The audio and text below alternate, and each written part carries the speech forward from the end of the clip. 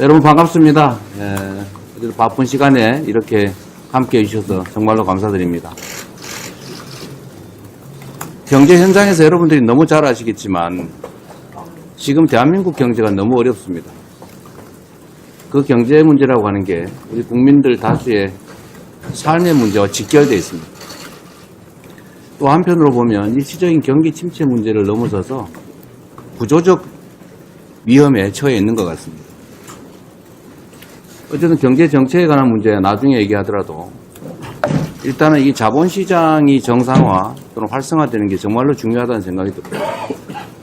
그 첫 번째 이유는 대한민국이 이제 사실 자산 시장이 부동산 중심으로 되어 있어서 이 부동산 집가 급등에 따른 많은 폐해가 발생을 합니다. 그런데도 모두가 부동산에 매달리죠. 사실 그 이유 중에 하나는 여러 가지가 있겠지만 이 자본시장이 좀 비정상적이다 보니까 사실 외국 선진국들이야 다 이 주식 투자를 참 많이 하지 않습니까? 주식 투자해서 배당 받아가지고 생활비도 쓰고 그런데 우리나라는 뭐 배당도 별로 잘 안 해주는 것 같고 주가도 잘 안 오르고 가끔씩 보면 누가 주가 조작해가지고 훔쳐가질 않나. 심지어 분명히 우량주라고 생각해서 장기 투자하려고 가지고 있는데 어느 날 보니까 이게 살찐 암수라고 생각해서 사놨더니 송아지 나와가지고 송아지 주인이 딴 사람이 돼버린 거예요. 그러다 보니 이게 우량주 장기 투자라고 하는 것도 하기 어려워진 거죠. 어쨌든 이런 여러 가지 문제들 때문에 참 듣기 싫은 얘기이긴 한데 국장 탈출은 지능순이라는 뭐 그런 황당한 유머까지 생길 정도가 됐습니다. 외국인 투자자들도 한국 시장에 대한 좀 불신이 많아진 상태 아닌가 싶어요. 그래서 오늘은 여러분들께 좀 의견을 많이 좀 듣고 싶습니다. 그래서 제안을 하나 드리면 이게 제가 발언하면 아마 비공개로 전환하도록 되어 있을 텐데 그걸 좀 바꿔가지고 여러분이 공개적으로 하시고 싶은 얘기를 좀 할 기회를 좀 드리도록 할게요. 이게 사실은 대한민국 자본시장 정책에 관한 얘기일 수도 있어서 현장의 목소리를 사실 많이들 지금 볼 겁니다. 생중계에 대해서.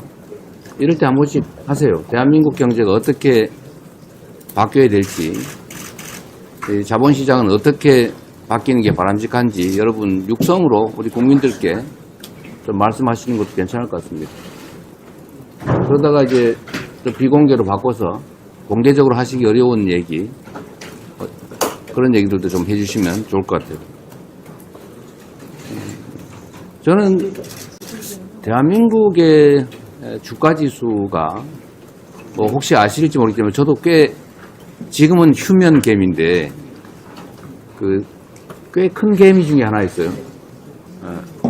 제가 정치를 그만두면 다시 또 주식시장으로 되돌아갈 가능성이 99.9%죠.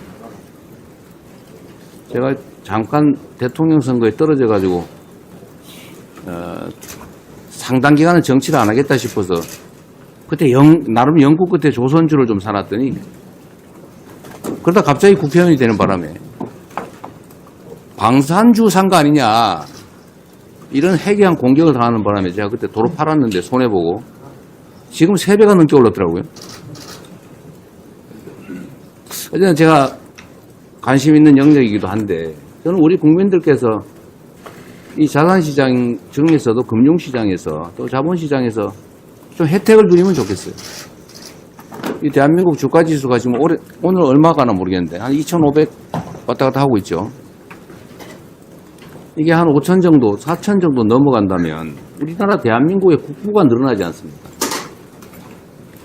회사의 자산 가치도 늘어날 테고 그 투자한 주식 보유자들의 재산도 늘어날 테고 대한민국 전체 국부도 늘어나지 않습니까?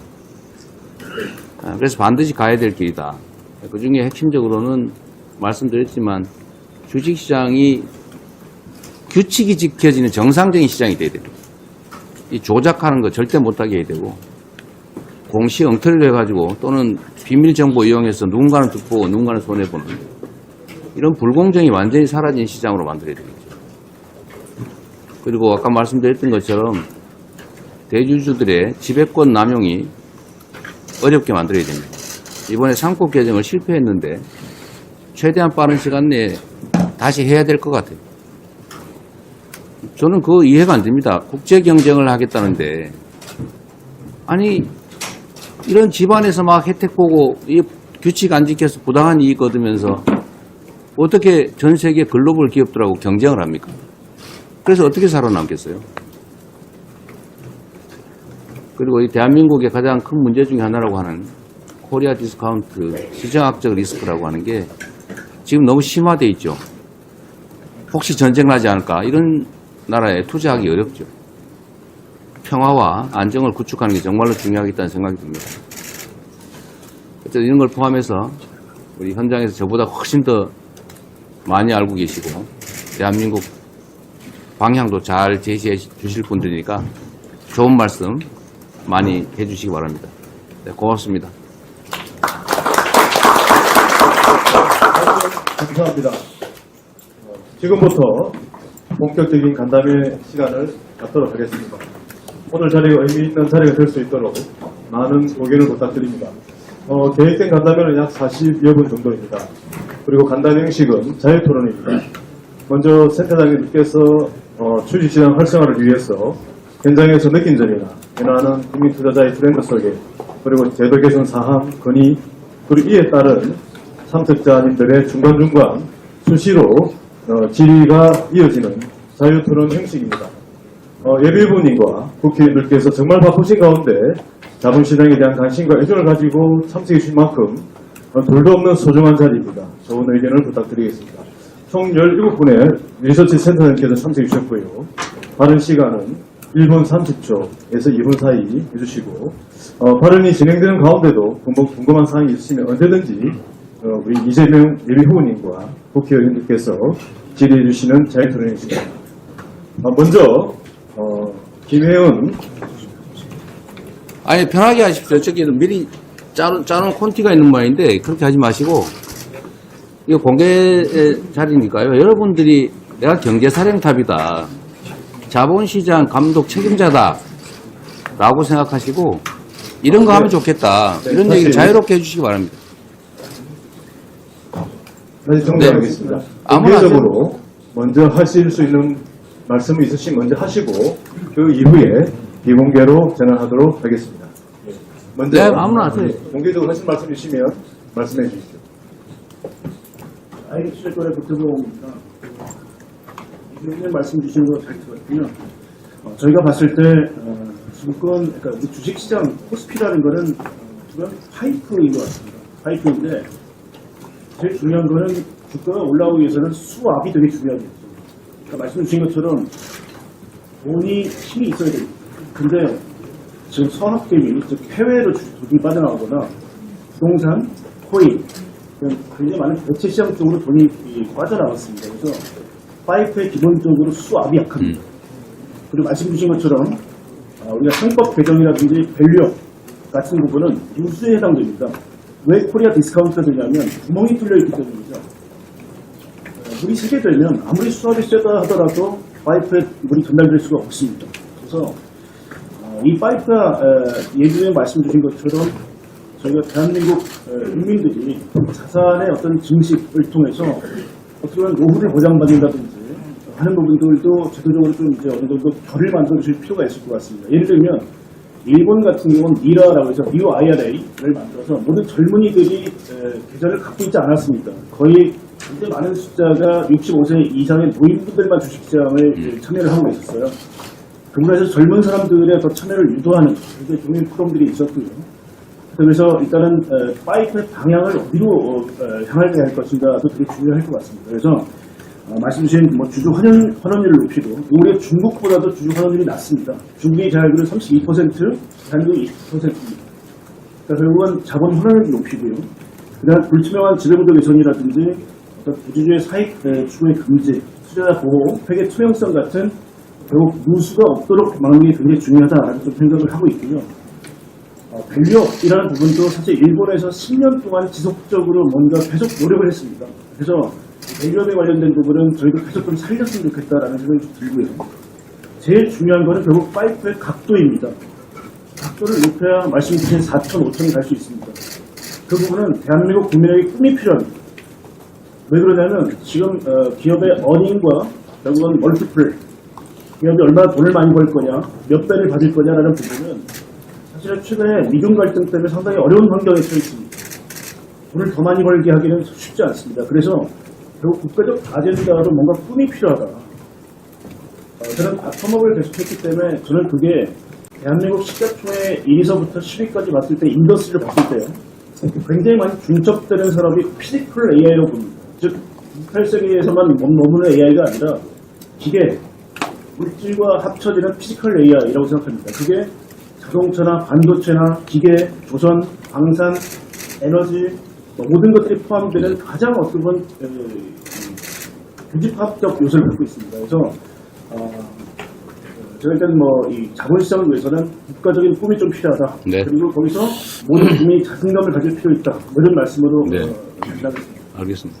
네, 감사합니다. 저도 한 분만 더. 잠깐만요. 뭐 그냥 자유롭게 얘기하죠. 저도 사실 같은 생각을 가지고 있는데 대한민국 산업 경제 정책이 과연 뭐냐 이게 지금 없죠. 뭐 나름 정부가 할 것 같긴 한데 실제로 국민들이 체감한 아마 여러분들께서도 체감한 대한민국 경제와 산업이 이 방향으로 가겠다 이런 게 아마 안 느껴질 것 같아요. 어쨌든 그 점도 저희가 각별히 고려해야 될 것 같습니다. 근데 사실 제일 중요한 건 말씀하신 것처럼 제조 AI를 비롯한 AI 응용 AI 영역이 되게 중요한 하나의 방향일 것 같고요. 재생에너지, 그다음에 문화 콘텐츠 산업 뭐 이런 쪽으로 우리가 좀 특장점이 있지 않을까 하는 생각을 좀 하긴 합니다. 그리고 제가 하나 좀 여쭤보고 싶은 게 있는데 아까 말씀하신 회장님. 아까 말씀 중에 우리가 시가총액은 15인데 사실 경제력 수준에 비해서 떨어지는 거잖아요. 네. 그런데 종목 수는 세계 5위라고 그래요. 이게 사실은 함의가 있잖아요. 이거 완전히 실제로는 거의 가치가 없는 종목들이 너무 많은 거 아닙니까? 그 점에 대해서는 좀 어떻게 하면 좋습니까? 실제로 저희가 이제 미국이나 미국 시장, 일본 시장하고 비교를 해보면 말씀드린 대로 성장 기업수는 세계적인 수준입니다. 그렇지만 상장하고 나서 소위 말해서 이제 영업이익률을 달성하지 못한다든가 또 지속 가능성 있는 그 비즈니스 모델을 유지하지 못한다든가 하면 사실은 그 상장 폐지를 해줘야 됩니다. 우리가 예를 들어서 이제 백화점 같은 경우에 보면 백화점에 속아내야 되는데. 예. 그래서 나쁜 잘 안 되는 그 상점은 골라내고 더 유망한 상점 자꾸 넣어줘야지만이 백화점에 온 고객들은 어느 상점을 들어가더라도 충분히 좋은 상품을 살 수가 있는 거예요. 근데 우리가 지금 그런 것이 좀 부족합니다. 그래서 그런 정책들이 꼭 필요하다고 속아낼 수 있는 정책. 그 저항이 좀 심해서 그런 거죠. 예. 그렇긴 하지만 좀 대국민 설득을 통해서 좋은 기업에 투자할 수 있는 그런 장을 만든다는 그런 논리가 필요할 것 같습니다. 네. 붙여서 저도 하나 좀 의견을 여쭙고 싶은 게 있는데, 우리나라 소위 주가 순자산 비율, BPR이라고 그럽니까? 그게 0.12 막 그런 회사들이 있잖아요. 그거 빨리 사가지고 청산해야 되는 거 아닙니까? 그 적대적 M&A를 하든지 해가지고 청산하면은 0.1이면은 이론적으로는 10배 남는 장사 아닌가요? 근데 그런 주식이 왜 있는 거예요? 그 PBR이 1 이하인 기업들이 우리 한국 시장에 존재한다는 게 참 큰 문제이고 너무 많아요. 예. 그리고 이제 보통 PBR이 1 이하인 기업들이 자산 가치는 굉장히 높은데 규모는 작다든가 성장성이 떨어져. 예. 또는 전통적인 그런 기업이라든가 전통 제조업에 기반한 기업이라든가 이런 기업들도 있고 또 반면에 또 우리 삼성전자도 PBR이 마찬가지입니다. 그래서 전체적으로 보면 우리나라 전체 상장되는 주식시장에서 갖고 있는 그 PBR 1 이하 문제는 굉장히 중요한 문제인 거고 그 부분을 지금 저희가 지금 PBR이 0.8 정도가 지금 깨져 있는 상황입니다. 근데 이거를 PBR 1.6 정도, 그러니까 더블만 만들어도 사실은 딱 5,000포인트 아니고 5,000포인트가 되는 5,000포인트가 되는 것이고 1.8이라는 것이 정말 높은 수준이냐? 그렇지 않다고 봅니다.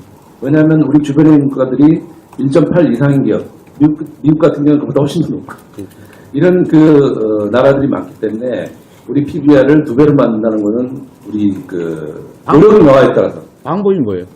방법은 아까 우리 고태봉 센터장이 많이 말씀하셨는데 우리가 밸류업이라고 해서 작년부터 계속 추진했던 것들이 있습니다.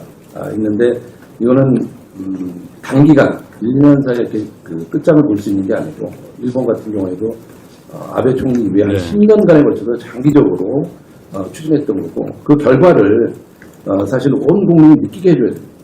아까 예비군님께서 말씀하셨지만 종합주가세 올라가게 되면 올라간 결과를 우리 주식투자자, 펀드 투자자, 국민연금도 보게 됩니다. 각종 연기금 공제를 다 보게 됩니다. 그 돈들은 전부 국민들 돈입니다.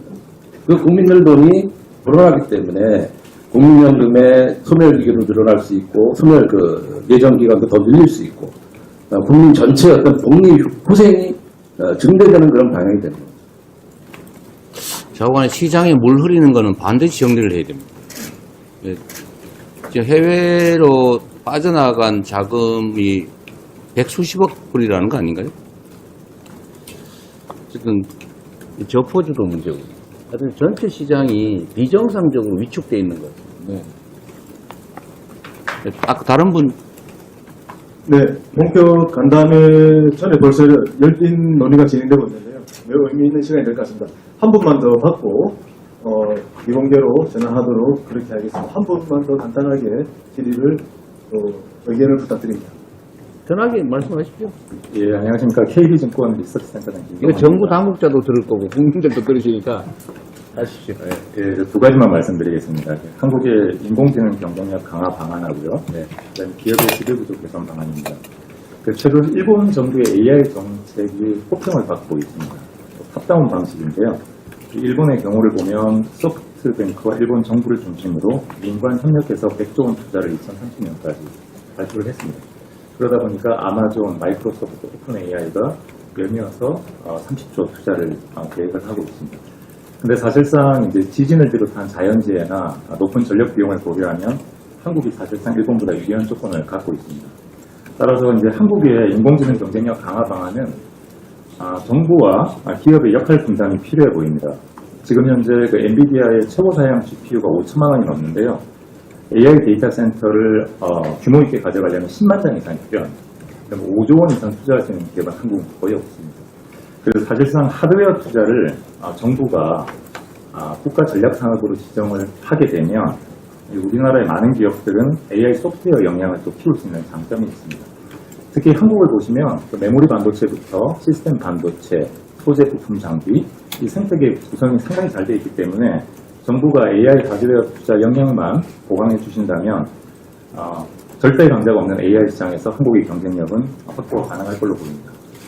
두 번째로 이제 코리아 디스카운트 요인인 기업의 지배구조 관련인데요. 제가 이제 매월 해외 투자자를 미팅할 때마다 크게 느끼는 점입니다. 이 우리나라 상장사의 사회이사 선임 조건을 글로벌 스탠다드에 맞추는 겁니다. 현재 상법 시행령을 보시면 자산 총액 2조 원 이상의 한국 사회이사 경우에 동일 업종 출신의 사회이사 임명이 제한됩니다. 그래서 업계의 CEO 출신이나 전문가를 영입을 할 수가 없습니다. 그 다음에 사회이사 임기가 최대 6년으로 제한되어 있기 때문에 3년 두 번인데요. 3년은 처음에 회사에 적응하고 두 번째 3년은 회사를 조금 알만할 때 돼서 그만두다 보니까 회사의 지속가능 성장 이 필요한 아이디어 제공이 안 된다는 거죠.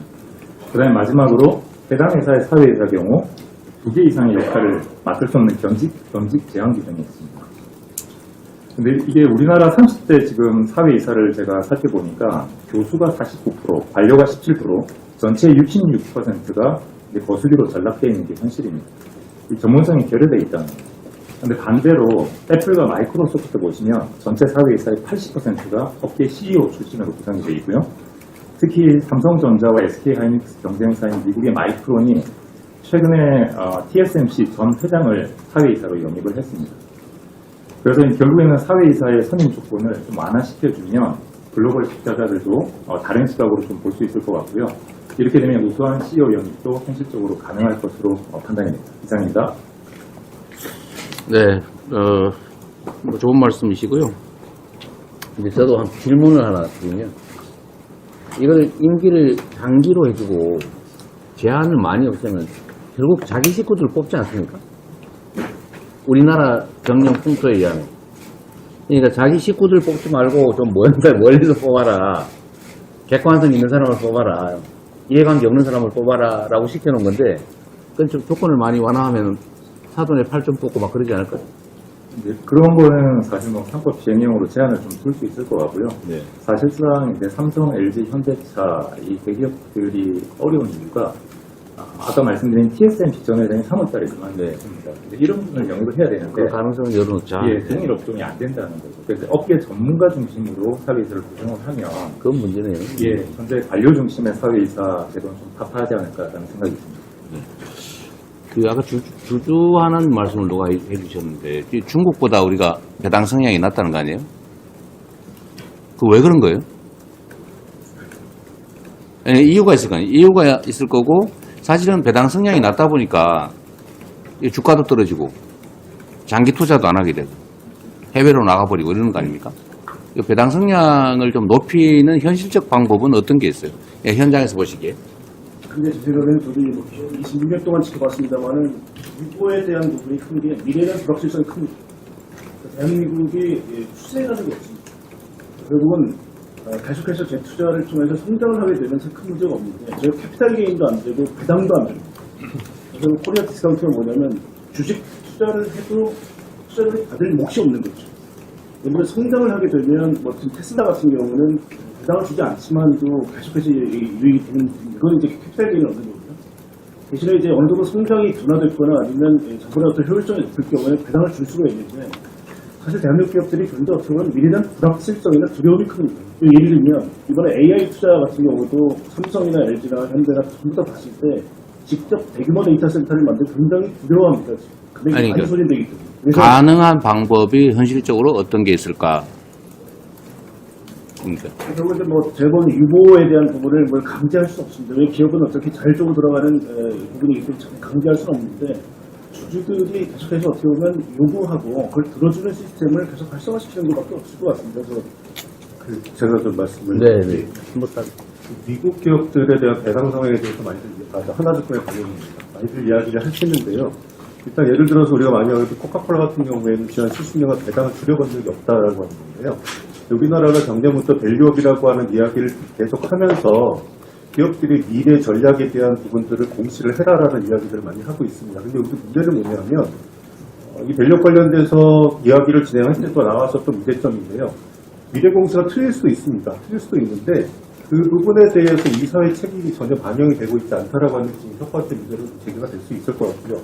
그러다 보니까 대기업들은 아니더라도 중소업체들 같은 경우에서는 이 미래 전략에 대한 그 숫자가 틀려도 책임을 질 필요가 없기 때문에 이 부분에 대한 것들에 대해서 책임지지 않는다라고 하는 게 좀 문제일 것 같고, 우리나라도 밸류업 관련돼서 은행주들이 많이 올랐었던 이유가 은행주가 성장이 없으니까 이제 배당을 많이 할 거야라고 하는데 그에 대한 신뢰가 많이 좀 부족하다라고 하는 부분이 분명히 시장에 영향을 끼치고 있는 것 같습니다. 그래서 뭐 좀 더 말씀드리려고 했었던 부분이긴 합니다만, 기업들의 미래 전략에 대해 공시 부분에 있어서 이 부분에 대해서 좀 더 구체화될 수 있는 여러 가지 제도들이 좀 필요하지 않겠나. 그렇게 되면 숫자를 하나 내더라도 좀 더 의미 있고 이 부분들의 신뢰가 시장에서 쌓여갈 수 있는 부분들이 구체화될 수 있다라고 하면 미국처럼 장기 투자에 대한 근간이 어느 정도는 더디더라도 구축이 될 수 있는 시간이 오지 않겠나 이런 말씀드리고 싶습니다. 그러니까 아까 말씀드렸던 것처럼 이게 믿을 수가 없다. 장기 투자하면 어느 날 송아지 나와가지고 딴 데 팔아먹어버리지 않을까. 그런 문제를 해결을 해야 되잖아요. 근데 여기 그 금투협도 그렇고 애널리스트 회도 그러시고 어쨌든 자본시장이 정상화되고 좀 제대로 좀 주가가 형성되는 게 이익이지 않습니까? 국가 이익에도 국민들에게도 도움이 되는 일인데 이번에 상법 개정하는 거에 대해서 아무 말도 없으세요? 저는 정말 이런 게 이해가 안 되는 것이, 이게 저는 이기적인 소수들의 저항이라고 생각되는데 그거 당연히 바꿔야 되는 거 아닙니까? 그런데 아무 말 없이 그냥 거부하고 재의결을 하니까 부결돼 버리고 당연히 상식적으로 맞는 얘기고 국민들이 원하는데 이게 이상한 시스템 때문에 좌절된단 말이에요. 상법 개정되면은 지배적인 대주주들 횡포가 좀 줄어들 거다. 비정상적인 경영 판단이 좀 줄지 않을까. 대체적으로 많은 분들이 기대를 했는데 그게 또 무산되니까 이런 것도 예측 불가능성 중에 하나잖아요. 저는 우리 사회가 좀 상식적으로 맞는 의사결정이 정상적으로 일상적으로 이루어져야 된다고 생각합니다. 그런데 이게 어쨌든 힘 있는 특정 소수의 저는 저항이라고 생각하는데 그것 때문에 전체 사회의 합리적 시스템이 파괴되지 않습니까? 좀 정상적 질서를 못 만들잖아요. 그걸 모두가 피해보는데 우리 금투협도 이럴 때 한 말씀씩 하세요. 예, 예비 의원님, 그러니까 말씀하신 것 중에 이제 배당이 낮은 이유에 대해서 제 개인적인 말씀을 잠깐 드리면, 지금 우리 그 기업들 같은 경우 보면 내부에 이제 현금을 쌓아놓는 기업들이 되게 많습니다. 그 현금은 두 가지로 사용이 되어 있습니다. 하나는 뭐냐면 장기 성장을 위한 투자 쪽으로 쓰이던가, 안 그러면 아이들 머니가 된다 그러면 당연히 배당을 해줘야 되는 것이죠. 해줘야 되는 것인데 이제 가장 현실적인 문제 중에 하나가 뭐냐면 우리나라 같은 경우, 우리나라 기업 같은 경우에는 미국이나 일본하고 달라서 유럽 기업하고 달라가지고 오너이면서 경영자인 그런 기업이 거의 90%예요. 근데 잘 아시겠지만 배당 의사 결정을 하는 분은 오너이면서 경영자거든요. 그분들은 배당 의사 결정을 많이 하면 하게 될수록 많이 하는 게 아니라 배당에 대한 어떤 그 의사결정을 많이 하고 싶어도 본인들이 받는 그 배당금에서 그 종합과세를 통해서 약 49.5%의 세금을 내게 됩니다. 그러니까 예를 들어서 뭐 100억을 받으면 50억을 세금을 내게 됩니다. 그러니까 그런 구조에 있기 때문에 미국은 왜 많이 하는데 일본은 많이 하는데 왜 한국은 못하느냐라는 부분은 약간 좀 의사결정할 수 있는 사람들을 딱 빌립 속에 갖다 놓고 하라는 거하고 똑같은 얘기가 되는 것이거든요. 그래서 그런 부분이 하나 있어서 이 배당 소득세 문제를 좀 한번 좀 검토를 해야 되지 않을까라는 그런 생각을 하고 있습니다. 그렇게 되면 대주주면서 CEO 경영자인 CEO가 배당 의사 결정을 많이 하게 될 거고, 그러면 그 자금이 결국은 모든 국민한테 골고루 들어가게 되고, 특히 우리나라 같은 경우는 노년 인구가 많고 하기 때문에 그 배당 소득을 통해서 노년 그 생활을 유지할 수 있도록 해주는 정책들이 굉장히 필요합니다. 네. 지금 은행에 뭐 2% 이금 가지고서 맨날 그 2%에다가 안 되니까 원금 풀어서 쓰는 이런 구조를 해가지고서는 노인 문제를 해결할 수 없다. 네. 배당 소득세를 현실화하면 배당이 늘어날 거다. 네. 근데 전에 한번 시행을 해봤더니 별로 안 늘었다는 3년 배당 무슨 특별세제인가 뭐 하다가 취소해버렸잖아요. 네네. 전에 한번 그런 적이 있었는데, 근데 그 당시에 이제 우리 국민들이나 아니면 주식 투자자 인구라든가 국민들의 수준이나 이런 걸 비교하면 굉장한 차이가 있습니다. 네. 그래서 그때의 어떤 배당 세제하고 지금의 배당 세제하고는 완전히 다를 것이다. 시스템을. 사실 저도 배당 소득세를 조정해야 된다는 데는 공감을 하는데 이게 이제 세수 감소하고 직접 관련이 있을 수가 있고 진짜 배당을 늘리는데 긍정적으로 작용할 거냐. 세수 감소를 감수할 만큼 좀 배당 성향이 진짜 올라갈까? 시뮬레이션을 하든지 뭘 해봐야 될 것 같은데. 근데 말씀은 맞는 것 같아요. 네. 그 공개석상에서 하시고 싶은 말씀 있으면 하시고 혹시 더 하셔도 됩니다. 아니면 비공개로. 네, 감사합니다.